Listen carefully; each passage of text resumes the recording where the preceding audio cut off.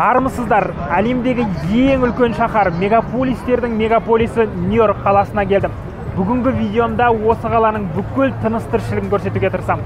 Сондай-ақ видео арқылы, осы экран арқылы, YouTube арқылы сіздерге бұл қаланың бүкіл атмосферасын беруге тырысамын. Ендеше видеомды соңына дейін көріңіздер. Нью-Йоркқа бірге саяхаттайық. Нью-Йорк әлемнің астанасы әрі әр адамның көзін арбайтын күші бар магнит қала. Бұл қаланы әрбіріміз бала кезден танып өстік. Себебі балалық шақта видик пен дискіден, қазір кинотеатр мен интернеттен көрген фильмдерден Нью-Йорктың мына жерлері бізге таныс. Бірақ бұл мегаполистердің мегаполисі адамзат тарихындағы ең ірі терактыны бастан өткеріп, сол оқиғадан енді ешейіп келеді. 2001 жылы 11 қыркүйектегі терактіден сүрініп құлап, талықсып кетіп, қайта тұрды. Бұл видеода сол теракт болған жерге барып, тағзым етеміз. Тарихтағы ең ірі апатты еске аламыз.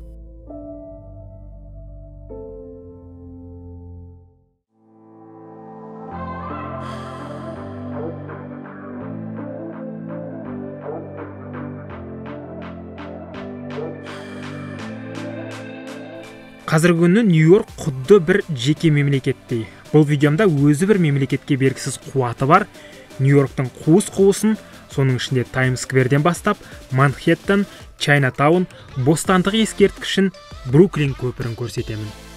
Одан соң тышқанның інісіне бергісіз Нью-Йорк метросына мініп, сары таксидің соңынан ереміз. Алып шаһарды алып ғимараттың үстінен тамашалаймыз. Ендеше қайнап жатқан шаһардың темпіне ілесу үшін жайлап жайғасыңыз, Нью-Йоркке саяхатымызды бастаймыз. Нью-Йоркке қона сала жүктерімді жалдаған пәтерге тастап, метроға міндім де шаһардың символы Таймс-скверге аттандым. Нью-Йорк метросына сәлден соң ораламыз, қазір Таймс-скверді көріп алайық.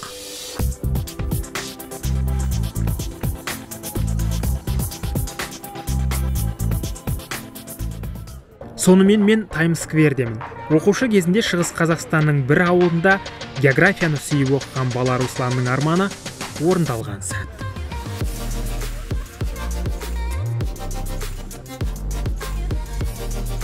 Таймс-скверға жыл сайын 40 миллион адам келеді.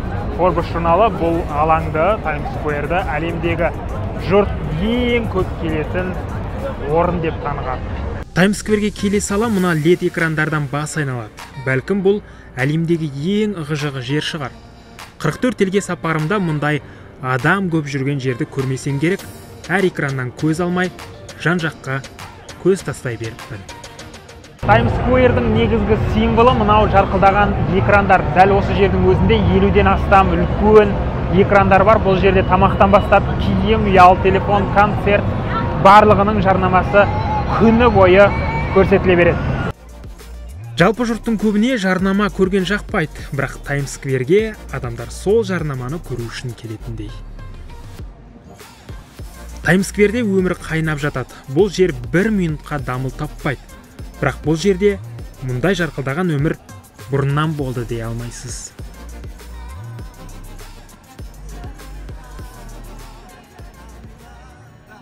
Енді Таймс-сквердің қысқаша тарихына үңілейік. 18 ғасырдың соңында бұл жерде ат қоралар болған.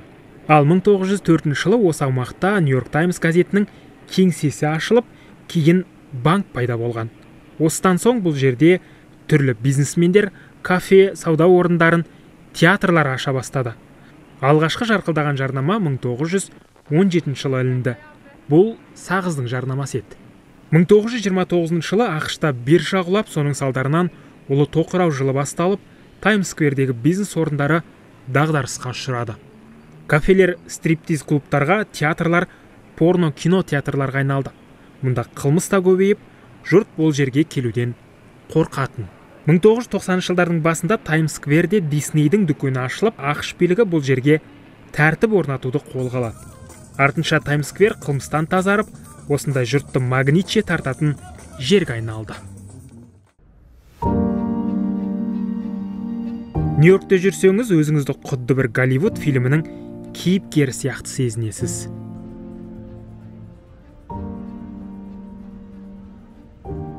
Бірақ бұл қала ақшаны қылғытпай жатады, тым қымбат.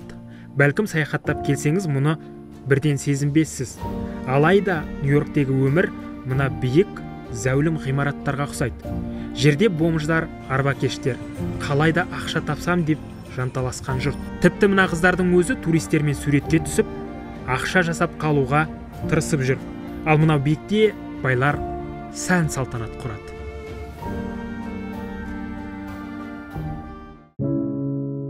Нью-Йорк сырт көзге жарқылдап тұрғанымен бұл қаланың жүрегінде үлкен қайғы бар.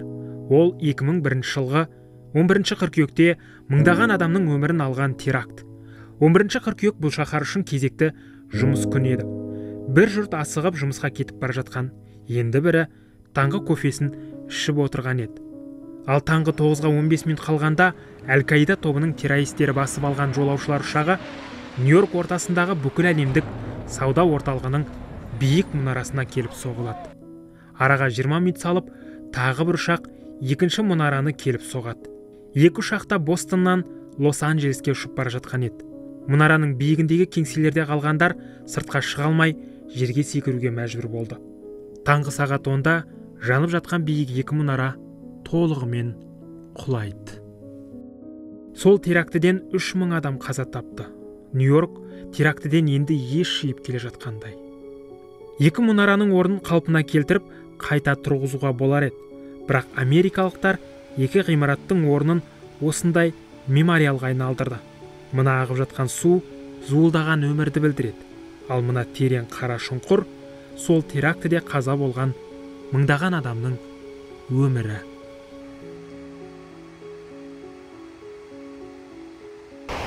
Мемориалға сауда орталығына жасалған теракт кезінде қайтыс болған міне 3000 адамның есімі ойылып жазылған. Егер адамның есімінің жанында гүл тұрса, демек бұл адамның жақында туған күні болған деген сөз. Марқұмдардың есімін оқи жүріп, бір отбасының бірнеше мүшесі сол терактіде көз жұмғанын байқадым. Бұл жерге жайма-шуақ күн түсіп тұрса да, сарқылдап су ағып жатса да мұңды. Мына ескерткіштің аурасы өте ауыр. Дәл мемориалдың жанында терактіге арналған мұражай бар. Мұнда терактінің қалай болғанын толық сезінуге болады. Тіпті ұшақ ішіне террористердің кірген видеосы, жолаушылармен тілдескен аудиосы бар.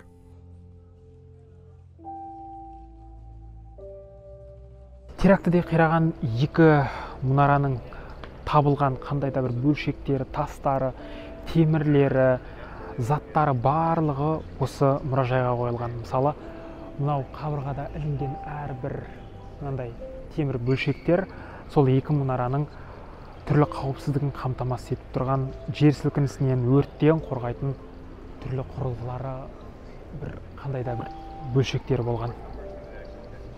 Бұл адамдардың бәрі сол терактінің құрбаны болған, ал мынау сол құрбандардың жеке заттары.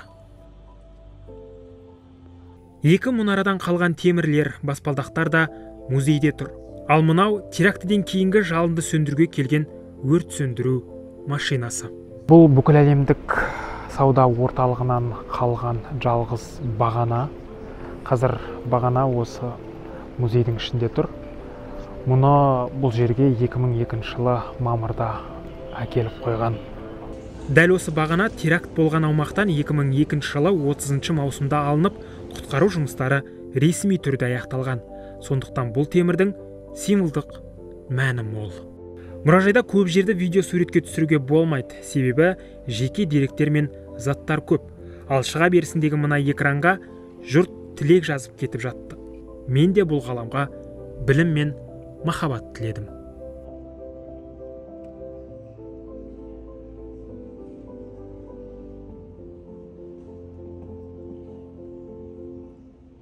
ақш үкіметі бүкіл әлемдік сауда орталығының екі биік мұнарасы қираған соң, жаңа бір биік ғимарат тұрғызуға кірісті. Міне сол ғимарат осы. Бұл Нью-Йорктағы бүкіл әлемдік сауда орталығы, Нью-Йорктағы ең биік ғимарат. 104 қабат, астында тағы 5 қабаты бар. Жаңылыспасам, әлемдегі биіктігі жағынан 6-шы ғимарат саналады. Енді қазір осы ғимарат жайлы ең қызықты деректерді тізіп шығайын. Бүкіл әлемдік сауда орталығының жаңа ғимаратының құрылысы 2006 жылы 27 сәуірде басталып, 2013 жылы 10 мамырда аяқталды. 541 метрлік ғимарат қазір ақш-тағы ең биік ғимарат деген рекорд ұстап тұр.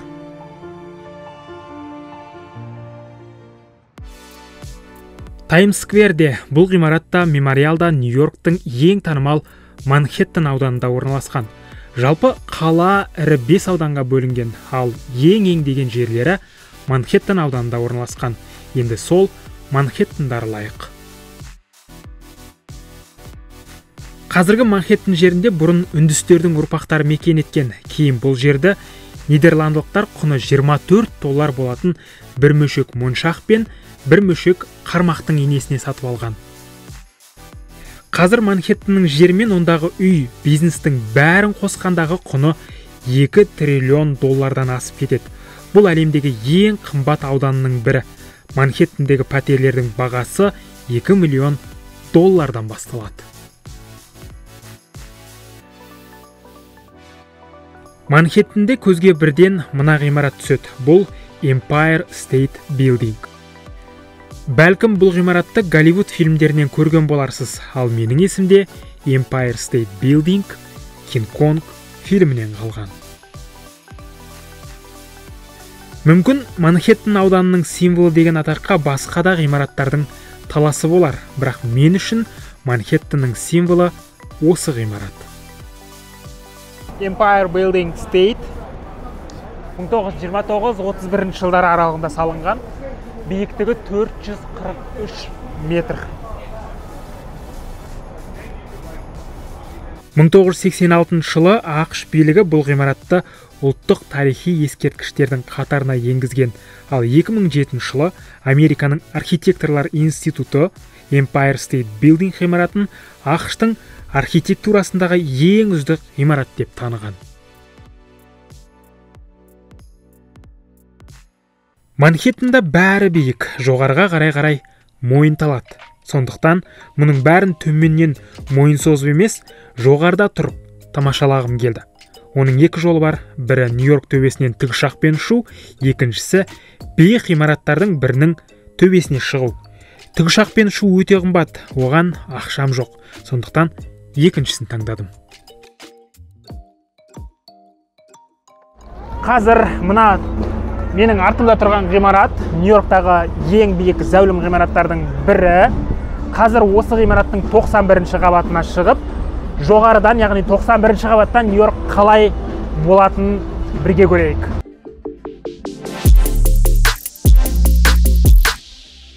Тоқсан қабаттан Нью-Йоркқа қарағандағы көрініс осындай. Көліктердің бәрі құрттай.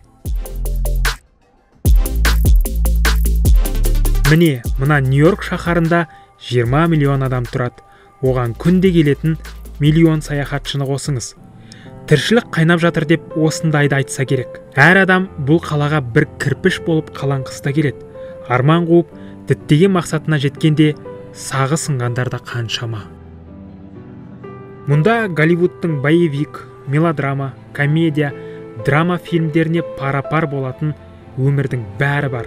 Нью-Йорк біреуге жұмсақ, біреуге қатал болса да, бүкіл адамзатты тартатын магнит күші бар. 91-ші қабаттан түсе сала кеш батқан сәтті күттім. Кешкі және түнгі Нью-Йорк атмосферасын сезінгім келді.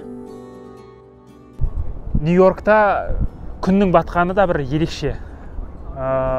Қазір сол күн батқан сәтті көру үшін осындай бір әдемі жағалауға келдім.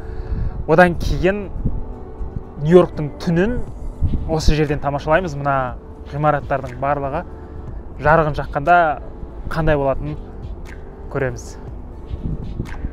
Бүгін Нью-Йорктың қуыс-қуысын аралап аяқталды. Осы жағалауда сәл дамылдап, сөмкемдегі азын-аулақ тамағымды жеп, тынығып, күн ұясына батқан сәтті күтіп отырдым.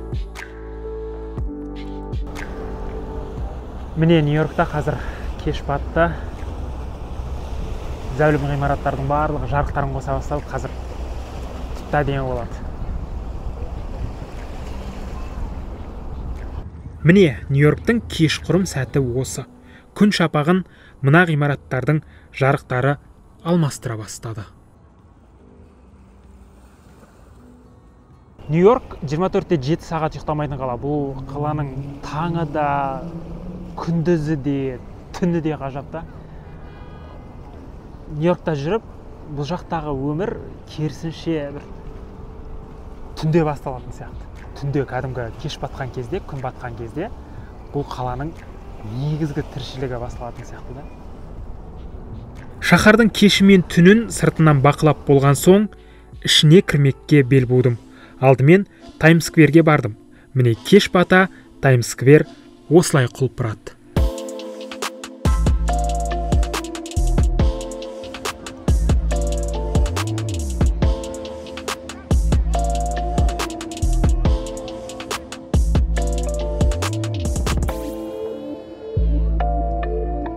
Таймс-сквердің түнгі тіршілігіне үңілген соң, Empire State Building маңына барып, бұл ғимараттың да түнгі көрінісін көрдім.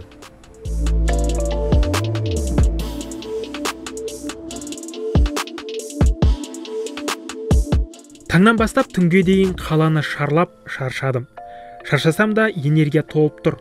Жалдаған пәтеріме бара сала, Instagram парақшама видео дайындамақпын. Сіз де Instagram'ма жазыла отырыңыз.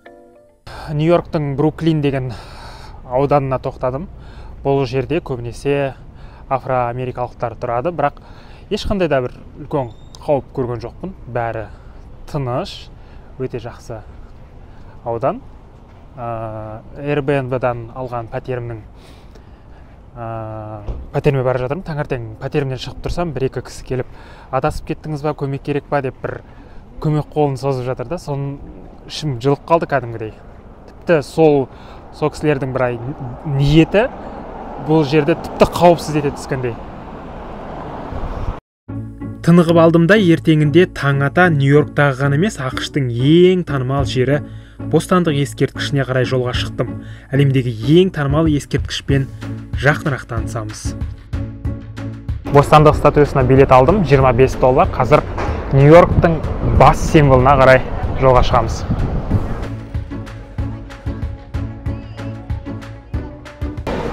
Таң сағат 9:30.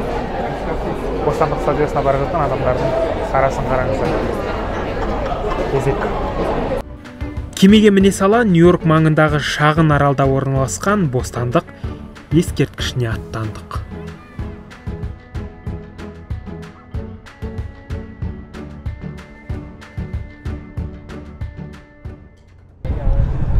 Сонымен Бостандық ескерткіші орналасқан аралға келдік. Қазір жанына қарай барамыз. Мындай аудио гид берді. Тарихын тыңдап, сіздерге де айтып беремін. Кеттік.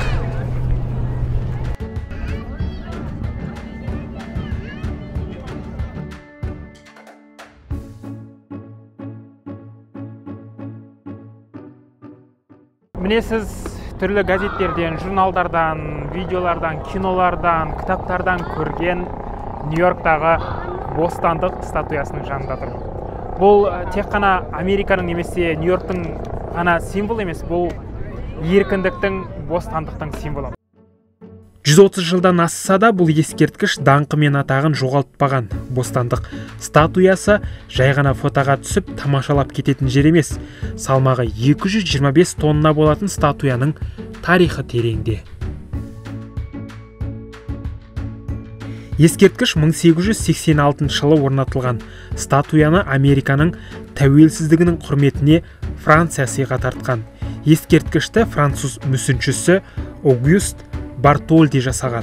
Мүсінші ескерткішке өзінің анасының түрін қашаған. Мүсіннің барлық бөлігі Францияда жасалып, ақш-қа кемемен әкелген. Негізі француздар бұл ескерткішті Египетке орнатпақ болған. Алғашқы дизайны осындай болған. Бірақ Египет ескерткішті орнатудан бас тартқан еді. Мысырлықтар пирамидадан кем түспейтін ғажап ескерткіштен айырылғанына қазір бармақтарын тістер. Бұған қоса ескерткіш басында мыс түстес сарғыш болған. 2 ғасыр ішінде жел, жаңбыр күннің әсерінен түсін жасылға өзгертті. Ал ескерткіштің аяғындағы мына аяқ киімнің размері 1879. Жалпы бостандық статуясы символдардың символына айналып кеткен. Ескерткішті ойыншықтан да, Барбиден де, кәмпиттен де, ыдыстан да көре аласыз. Окей, жақсы, бостандық статуясымен таныстық. Енді Нью-Йорктағы тағы бір жұрт көп баратын жер орталық баққа қарай бет бұрайық.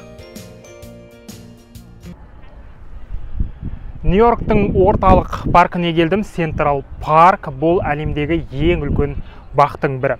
Ұзындығы 4 шақырымға созылып жатыр, ені 800 метр.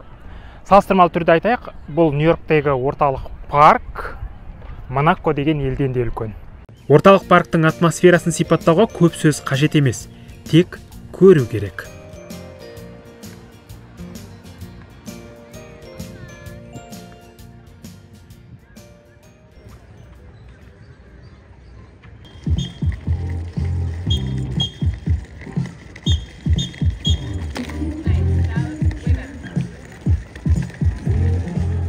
Орталық парк Нью-Йорктың дәл ортасында орналасқан. Міне айналасының барлығы зәулім ғимараттар, қаланың шуынан, күйбең тіршілігінен бір дамыл табатын, демалатын жер.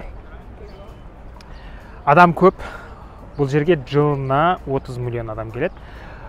Парк өте үлкен, сондықтан оны аралауға бір күн жетпейді, бірнеше күн келіп аралау керек шығар, бірақ бүгін шамам жеткенше ең әдемі жерлерін аралауға тырысам. Манхэттеннің ортасында жатқан алып парктың жерінің құны 30 миллиард доллар. Бәлкім, орталық парк болмаса, шынымен мына бетон қала тұншығып қалар ма еді. Орталық парк жайлы тағы бір қызықты дерек. Жаңа аудиогидтен тыңдадым. Бұл жерде 25 мыңнан астам ағаш бар және үлкен 7 көлшік бар. Барлығын осы америкалықтар өздерінің қолмен отырғызған. Бұл парк қолдан жасалған. Ағаштардың барлығы, 25 мыңнан астам ағаштың барлығы отырғызылған. Көлдерде, көлшіктерде қолдан жасалған. Бірақ барлығы табиғи сияқты да, ешқандай бір жаңағы адам қолдан отырғызды дей алмайсың. Бір аттам жерде, бір 2-3 аттам жерде міне қаланың шуы, жол, метро, көптеген машиналар жүріп жатқан жері бар, бірақ ешқандай шу естілмейді. Өте бір атмосферасы ерекше жер екен. Орталық парктың тағы бір ерекшелігі, мұнда көптеген фильмдер түсірілген. Бұл паркте Голливудтың 300-ге жуық фильмі түсірілді. Мәселен, мына көпір Өрмекші адам фильмінде бар. Сондай-ақ Один дома фильмінен де бұл паркты көрген боларсыз.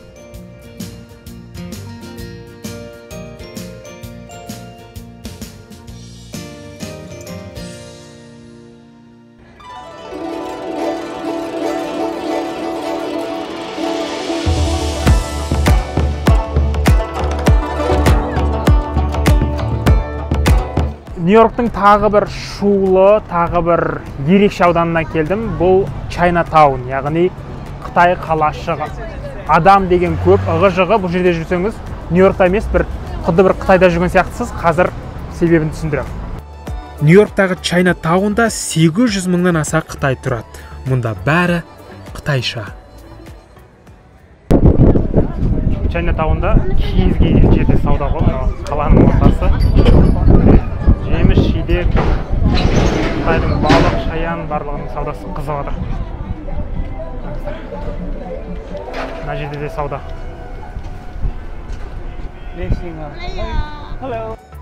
Нью-Йорк ортасында Қытай қалашығы қайдан ғана пайда бола қалды деп ойлап отырған боларсыз. Түсіндірейін.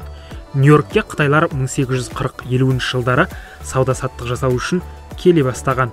1859 жылы мұнда 150 Қытай тұрақты тұруға рұқсат алады. Олар теңізшілер, аспаз, тәтті мен темекі сататындар еді. Кейін Нью-Йоркте қытайлар саны күрт өсе бастағанда, Америкада қытайларға қарсы наразылық күшейді. Осыдан соң Америка қытайлардың келуіне тыйым салған еді. Тек 1965 жылы ғана Америка бұл шектеуді алып тастады. Осыдан соң ақш-қа ағылған қытайлардың саны күрт артты. Чайнатаунның атмосферасы ерекше. Мұнда жүрсеңіз Шанхай, Пекин, Гуанчжоудың вайбын сезе аласыз. Сондықтан Нью-Йоркке жол түсіп жатса, Чайнатаунға соғуды ұмытпаңыз.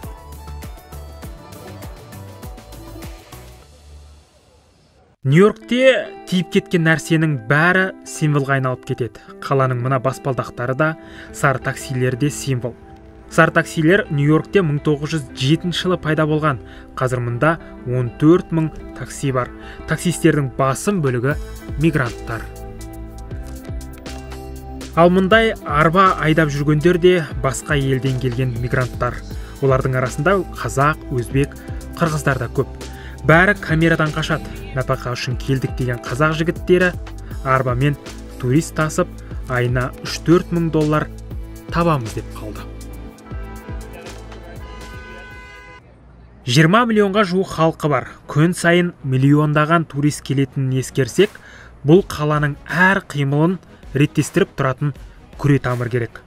Ол күретамыр метро. Қаладағы қым-қуыт тіршілік тоқтап қалмасы үшін метро 24 сағат жұмыс істейді. Сондықтан метро станцияларын тазалап үлгермейді. Платформаларда мынандай жортқан тышқандарды көп көресіз. Бұл әлемдегі станциясы ең көп метро. 1868 жылы алғашқы станциясы ашылған. Ойлап қараңыз, қазір метрода 28 линия және 472 станция бар. Және күніне метромен 6 миллионға жуық адам жүреді. Бұл Дания елінің халқынан да көп. Нью-Йорк метросындағы бір станцияға бір уақытта бірнеше пойыз кеп тоқтайды. Кейде метро пойыздары біраз уақыт кептелісте тұрып қалады, ал вагондардың іші таза. Нью-Йоркта жүріп, бұл қалаға 20 миллионнан аса адам сыймай жатқандай әсер қалдырады. Бұл қалада 1 минутқа метро тоқтаса, 1 минутқа жарық өшсе, коллапс болмақ. Қаланың коммуналдық қызметтері барынша тырысып бағады, бірақ көшедегі қоқыстарды жинауға үлгермей жатады. Қоқыс жәшіктері әп-сәтте толып қалады. Сондықтан Нью-Йоркке жол түссе, қоқыс, лас көшелерге дайын болыңыз.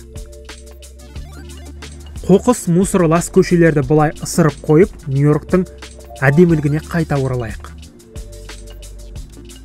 Нью-Йорктағы Бруклин Бридж, Бруклин көпіріне келдім. Бұл әлемдегі ең танымал көпірлердің бірі.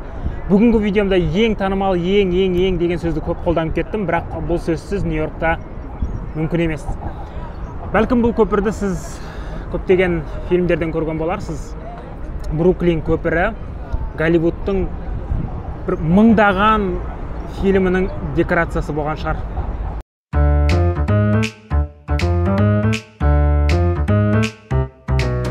Бруклин көпірі Нью-Йорктың сәніне сән қосып тұр. Алдымен көпірдің үстімен жүрейік, кейін қайықпен өзеннен де көреміз.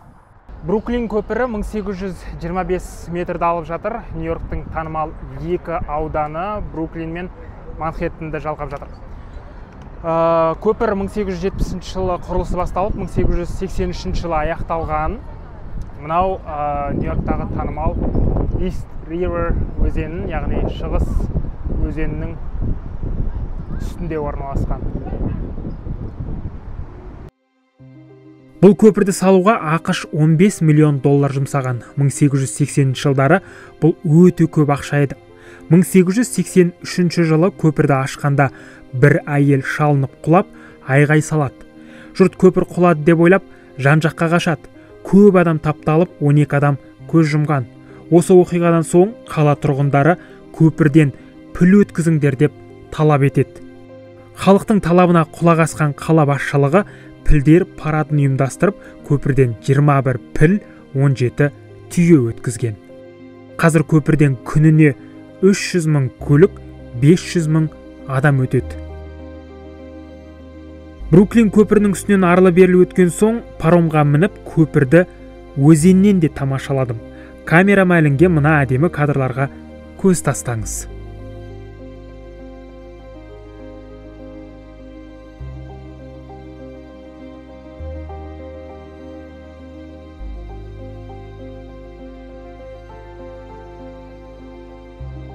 Мен өзенді қоғамдық қайықпен аралап шықтым. Бұл Нью-Йорктың бірнеше ауданына баратын маршрут қайық. Бағасы да тур жасайтын қайықтардан арзан. Сондықтан Нью-Йоркке келіп жатсаңыз, осындай қоғамдық қайыққа мініп, ақша үнемдесеңіз болады. Нью-Йоркта өзіңізді турист я шетелдік сезінбей беймарал жүре бересіз. Себебі мұнда жүрген адамның қайсы Нью-Йорк тұрғыны, қайсы турист екенін білмейсіз. Мұнда Руслан да, Хорхе де, Джон да, Кристина да, Жұлдыз да, Андрей де, Энди де, Майкл да алып мегаполистің бір бөлшегі сияқты.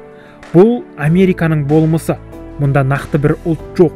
Америкада тұратын 332 миллион адамның бәрі америкалық. Бұл менің Нью-Йоркке екінші сапарым. 2013 жылы келгенімде балалықпен көп жайтты терең түсінбеппін.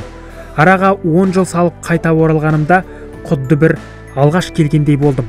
Нью-Йорк құлпыра түскен, қатты қымбаттаған, тіпті өте қатты қымбаттаған. Бұл қала менің әр ғажабымды көру үшін көп ақшаңды дайында деп мұрын шүйіріп тұрған сияқты. Қанша қымбат болса да Нью-Йоркке аяқ басқысы келетін жан көп. Бұл видеом арқылы Нью-Йорктың бар ғажабын көрсетуге тырыстым. Енді осы ғажаптың бәрін өз көзіңізбен көру бұйырсын. Осымен Нью-Йоркқа саяхатым аяқталды. Бұл алып шаһардың бүкіл тыныс тіршілігін, болмысын бір видеоға сыйдыру мүмкін емес, бірақ шама шарқым жеткенше, аяғым жеткен жерге дейін бардым, сіздерге көрсетуге тырыстым. Видеома лайк басып, пікір жазып, бөлісе отырыңыздар. Сіздердің әрбір лайктарыңыз, комментарияларыңыз келесі бір қаладан, келесі бір елден видео түсіруге үлкен мотивация. Ендеше келесі қалада, келесі елде жүздескенше сау саламатта болыңыздар.